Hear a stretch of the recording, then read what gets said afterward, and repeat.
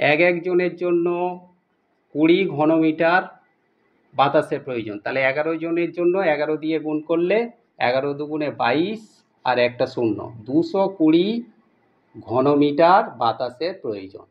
Guidance support math education ক্লাসে সবাইকে স্বাগত। আজ মঙ্গলবার। আজকের ক্লাসে থাকছে দশম শ্রেণীর কোষে দেখি 16 শঙ্কুর অঙ্ক। আজকের ক্লাসে 10-এর দাগের অঙ্ক করাবো। অঙ্কটা ইম্পর্টেন্ট অঙ্ক, সুতরাং অঙ্কটা তোমরা ভালো করে বুঝে নাও। যারা স্টুডেন্ট তারা তো ভিডিওটা দেখবেই, যারা স্টুডেন্ট নয় তাদের উদ্দেশ্যে বলছি তোমরাও ভিডিওটা দেখো। ভালো লাগলে তোমাদের বাড়ির ছেলেমেয়েদের ভিডিওটা দেখার সুযোগ করে দিও। দেখো, ক্লাস 10-এর কোষে দেখি 16 10-এর দাগের অঙ্ক আছে। লম্ব বৃত্তাকার শঙ্কু আকৃতির একটি তাঁবুতে 11 জন লোক থাকতে পারে। প্রত্যেক লোকের জন্য ভূমিতে 4 বর্গমিটার জায়গা লাগে এবং 20 ঘনমিটার বাতাসের প্রয়োজন হয়। ঠিক ওই 11 জন লোকের জন্য নির্মিত তাঁবুর উচ্চতা নির্ণয় করি।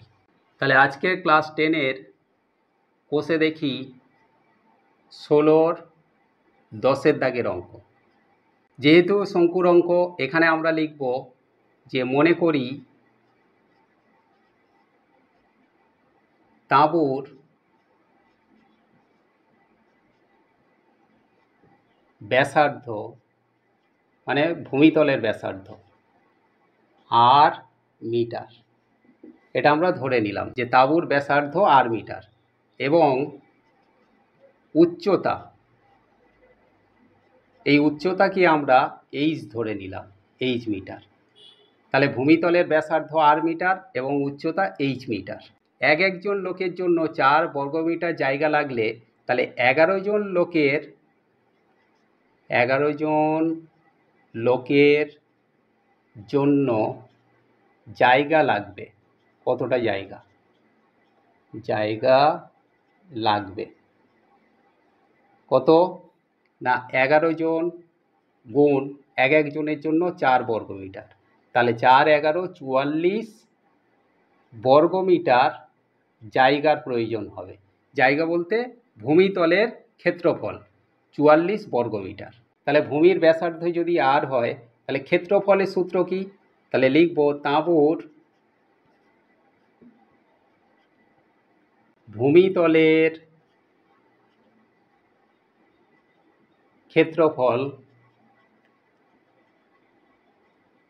ক্ষেত্রফলের সূত্র কি? পাই আর স্কয়ার। যেহেতু তাঁবুর ভূমিতলটা বৃত্তাকার হয় সেই জন্য বৃত্তের ক্ষেত্রফল পাই আর স্কয়ার।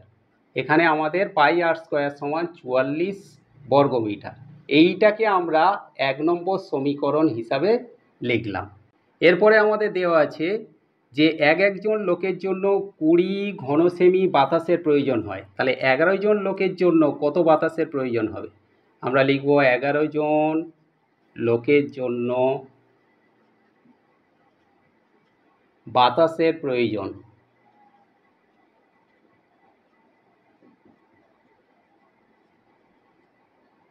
কত? একজনের জন্য 20 ঘনমিটার বাতাসের প্রয়োজন। তাহলে 11 জনের জন্য 11 দিয়ে গুণ করলে 11 দুগুণে 22 আর একটা শূন্য, 220 ঘনমিটার বাতাসের প্রয়োজন। এখন এই বাতাস বলতে কি না, তাঁবুর আয়তন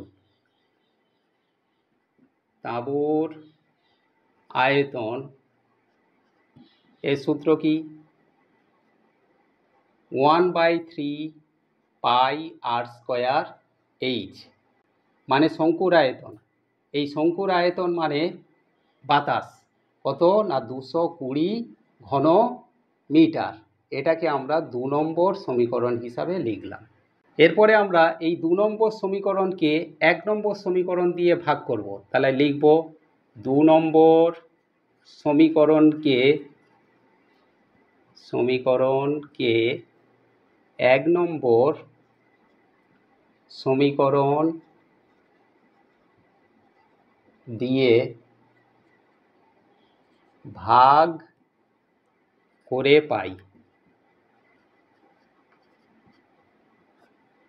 কি পাওয়া যাচ্ছে দেখো, 1/3 পাই আর স্কয়ার এইচ। তাহলে 1/3 পাই আর স্কয়ার এইচ, এটা 2 নম্বর সমীকরণ, ভাগ 1 নম্বর সমীকরণ পাই আর স্কয়ার, সমান এখানে 2 নম্বর সমীকরণে সমানে কি ছিল না 220, তাহলে 220 ভাগ এখানে 1 নম্বর সমীকরণে কত ছিল না 44, বা 1/3 পাই আর স্কোয়ার এইচ, ভাগটা গুণ হয়ে যাবে পাই আর স্কোয়ার বাই নিচে 1 আছে, তাহলে এটা উল্টে গিয়ে ভাগটা গুণ চিহ্ন হয়ে এটা উল্টে যাবে 1/পাই আর স্কোয়ার। দেখো এই ওপরে পাই আর স্কোয়ার নিচে পাই আর স্কোয়ার কেটে গেল, এখানে তাহলে থাকলো কি না 1/3 ইন্টু এইচ, তাহলে এইচের সঙ্গে 1 গুণ করলে h/3 এইটা থাকলো সমান। এবারে আমাদের সমান কি আছে না 220কে 44 দিয়ে ভাগ, তাহলে 220/44। দেখো 44 দিয়ে যদি আমরা কাটাকাটি করি, 4 দিয়ে কাটলে 4 11 44, 4 5 20, আবার 4 5 20, 11 5 55, তাহলে এখানে কাটাকাটি করলে কত থাকছে 5, তাহলে বা এইচের মান তাহলে কত হবে না 5 3 15 মিটার। এইচ মানে কি ছিল না তাঁবুর উচ্চতা, আমাদের প্রশ্ন ছিল যে তাঁবুর উচ্চতা কত, তাহলে আমরা লিখব যে তাঁবুর উচ্চতা 15 মিটার। আশা করি আজকের ক্লাস থেকে এই ইম্পর্টেন্ট অঙ্কটা তোমরা ক্লিয়ারলি বুঝতে পেরেছো। অঙ্কটা ভালো করে প্র্যাকটিস করতে থাকো, দেখা হচ্ছে পরবর্তী ক্লাস।